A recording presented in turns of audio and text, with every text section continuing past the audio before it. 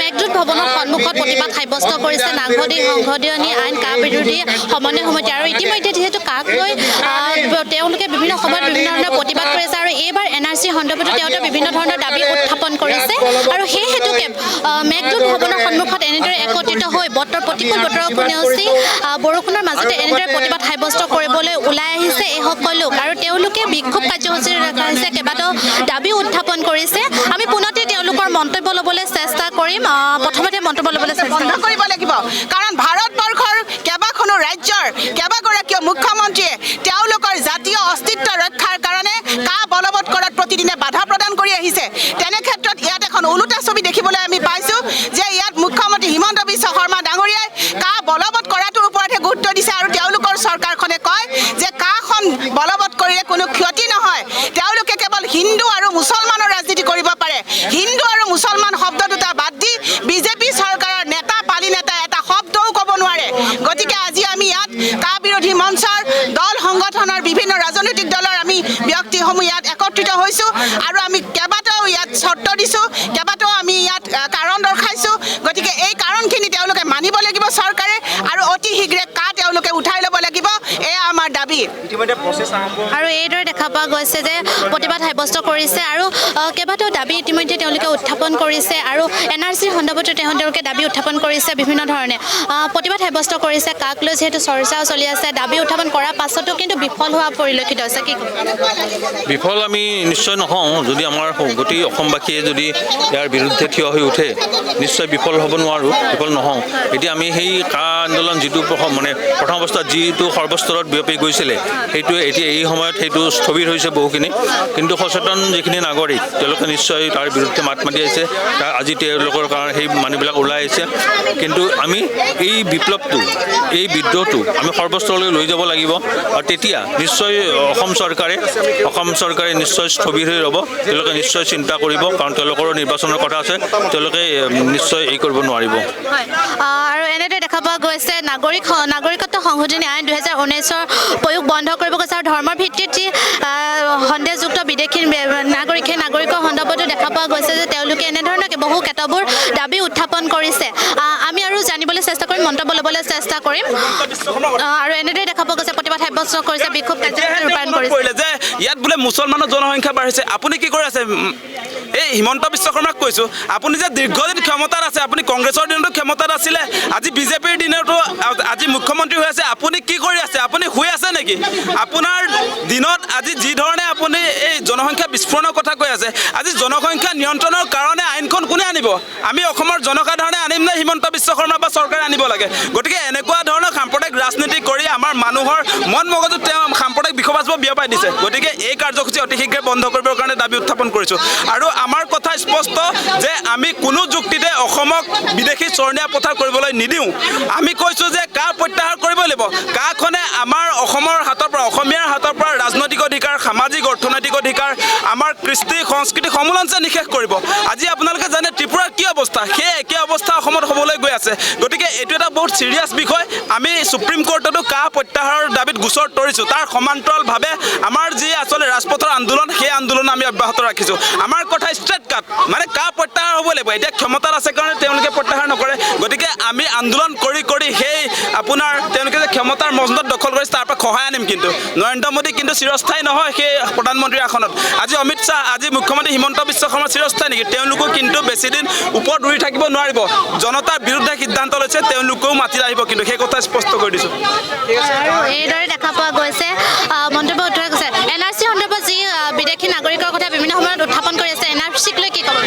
নহয় চাওক মানে মুখ্যমন্ত্ৰীগৰাকীয়ে মাত্ৰ সাম্প্ৰদায়িক বিভাজনৰ কাৰণেই তেওঁ এনে কিছুমান মন্তব্য কৰিছে যোৱা কিছুদিনত আমি এইটো প্ৰত্যক্ষ কৰিছোঁ তেওঁ ক'ৰ পৰা কেনেকৈ ক'ত তথ্য পাইছে নাজানো সেই তথ্যৰ দ্বাৰা 40% ইতিমধ্যে মুছলমানৰ জনসংখ্যা অসমত হৈছে বুলি এটা সাংঘাতিক ধৰণৰ আচলতে তেওঁ সাম্প্ৰদায়িক মন্তব্য কৰিছে আৰু এই মন্তব্যৰ দ্বাৰা তেওঁ ভাবিছে যে 2026 চনৰ অসমৰ যি নিৰ্বাচনী বৈতৰণি তেওঁ পাৰ হ'ম বুলি ভাবিছে কিন্তু তেওঁ আচলতে মূৰ্খৰ স্বৰ্গত বাস কৰিছে মই অসমৰ এজন সাধাৰণ নাগৰিক হিচাপে মুখ্যমন্ত্ৰী হিমন্ত বিশ্ব শৰ্মা ডাঙৰীয়াক সুধিবলৈ খোজোঁ যে এই যি তথ্য বিকৃত কৰি পেলাই তেওঁ 40% যি মুছলমানৰ জনসংখ্যাৰ কথা খুজিছে আৰু কৈছে যে এইটো এটা সাংঘাতিক ভয়াৱহ ফেক্টৰ বুলি তেওঁ ক'বলৈ খুজিছে মই প্ৰশ্ন কৰিছোঁ যে আজি অসমত আটাইতকৈ ডাঙৰ সমস্যা যদি হৈছে তেতিয়া হ'ল হিমন্ত বিশ্ব শৰ্মা এণ্ড কোম্পানী আৰু তেওঁৰ পৰিয়ালৰ যি সা সম্পত্তিৰ সাংঘাতিক যিটো বৃদ্ধি হৈছে তাৰ তথ্য তেওঁ ৰাজহুৱা কৰক সেইটোহে অসমৰ কাৰণে আটাইতকৈ ভয়াৱহ সমস্যা এই যে হিমন্ত বিশ্ব শৰ্মাৰ ঘৈণীয়েকে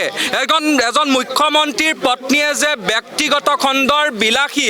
স্কুলৰ ব্যৱসায় কৰিছে তেওঁ যে 200খনকৈ ইন'ভা দিছে তেওঁ যে আপোনাৰ কাঞ্চনজুৰি চাহ বাগিচাত যে বিলাসী ৰিজৰ্ট সাজিছে এইবিলাকহে অসমৰ জনসাধাৰণৰ কাৰণে আচলতে আটাইতকৈ ডাঙৰ সমস্যা কাৰণ অসমৰ সকলো সম্পত্তি এফালৰ পৰা যদি কোনোবা পৰিয়ালে গ্ৰাস কৰিছে সেই পৰিয়ালটোৱে হৈছে হিমন্ত বিশ্ব শৰ্মা পৰিয়ালটো আৰু তেওঁ আচলতে গোটেই সেইকাৰণে অসমখন তেওঁ ভাবিছে যে অসমখন তেওঁৰ ব্যক্তিগত সম্পত্তি যেনেকৈ তেওঁৰ পত্নীয়ে এফালৰ পৰা গোটেই অসমখন অধিকাৰ কৰিছে এফালৰ পৰা মাটি দখল কৰি গৈছে আৰু তেনেকৈ তেওঁ ভাবিছে যে অসমখন তেওঁৰ ব্যক্তিগত সম্পত্তি আৰু এই সম্পত্তিখন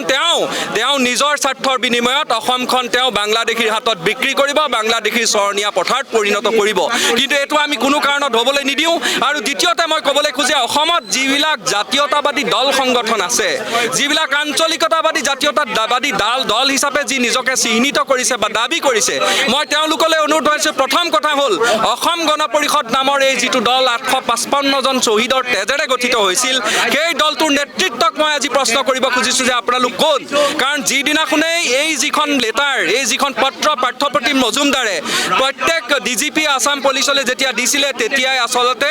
লিটাৰেলি এই যিখন অসম চুক্তি এই অসম চুক্তিখন বাতিল হ'ল আৰু এই সময়ত তোমালোক ক'ত আৰু লগতে মই সুধিব খোজোঁ এই যিবিলাক জাতীয়তাবাদী দল সংগঠন আছে যিবিলাকে আচলতে কাৰ নামত আন্দোলন কৰি পেলাই বৃহৎ সম্পত্তিৰ অধিকাৰী হ'ল সম্পত্তি গোটালে তেওঁলোকে আজিৰ তাৰিখত ক'ত আজিৰ তাৰিখত এই ভয়াৱহ সমস্যাটো যিসকলে এৰাই খুলিব খুজিছে যেনেকৈ এই ভাৰতীয় জনতা পাৰ্টীৰ নেতৃত্বাধীন চৰকাৰখন আৰু হিমন্ত বিশ্ব শৰ্মা যেনেকৈ অসমৰ কাৰণে এটা ভয়াৱহ প্ৰত্যাহ্বান তেনেকৈ কিন্তু এই যি জাতীয়তাবাদী দল সংগঠনবিলাক আছে সেই দল সংগঠনবিলাকেও কিন্তু সমান এই প্ৰত্যাহ্বান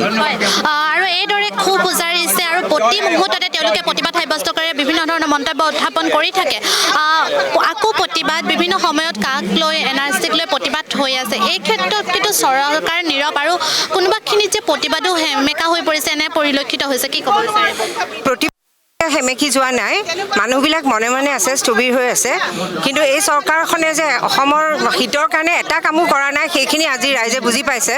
কাৰণ কাৰ নিচিনা এখন জাতি ধ্বংসী এখন যিখন আইন তেওঁলোকে আনিব বিচাৰিছে এইখন অকল ৰাষ্ট্ৰদ্ৰোহীয়ে নহয় ৰাষ্ট্ৰবিৰোধীয়ে নহয় এইখন জাতি বিৰোধী আৰু অসাংবিধানিক এনেকুৱা এখন তেওঁলোকে আইন আনি পেলাই অসমৰ ৰাইজক তেওঁলোকে আজি ধ্বংসৰ মুখলৈ ঠেলি দিছে ইয়াত এইখন চৰকাৰৰ অসমৰ ৰাইজৰ প্ৰতি কোনো অনুকম্পা নাই কোনো তেওঁলোকৰ চিন্তা নাই তেওঁলোকৰ কেৱল চিন্তা কেনেকৈ তেওঁলোকে নিজৰ সম্পত্তি নিজৰ গাদী কেনেকৈ বচাই ৰাখে কেনেকৈ তেওঁলোকে চেণ্টাৰক তেওঁলোকে কেনেকৈ কেন্দ্ৰক কেনেকৈ তেওঁলোকে সন্তুষ্ট কৰি ৰাখে সেইটোৱে তেওঁলোকৰ একমাত্ৰ উপায় একমাত্ৰ উদ্দেশ্য গতিকে আমি সকলো ওলাই আহিব লাগিব আৰু ওলাই আহি আমি তেওঁলোকে আৰু চাওক মুখ্যমন্ত্ৰীয়ে কিমান মিছা কথা কৈ আছে তেওঁ যিবোৰ মিথ্যাবাদ সেই মিথ্যাবাদৰ আমি আজি ইয়াত থিয় হৈছোঁ সেই মিথ্যাবাদৰ প্ৰতি আমাৰ যিটো খং ৰাগ সেইটো আমি বুজাবলৈ আমি ইয়াত থিয় হৈছোঁ তেওঁ কৈ আছে যে 2000-1000 মানুহেহে বাংলাদেশৰ হিন্দু বঙালীহে তেওঁলোকে আহি পেলাই CAৰ সুবিধাটো ল'ব কিন্তু আমি কি দেখিছোঁ তেওঁ নিজেই পিছত ক'লে কেইদিনমান পিছত তেওঁ আকৌ সেইটো কথা ক'লে যে এতিয়া বেছি নহয় 6 লাখ মানুহ যদি 6 লাখ মানুহ আমি জানো যে NRCৰ পৰা ইতিমধ্যে 9 লাখ বাংলাদেশী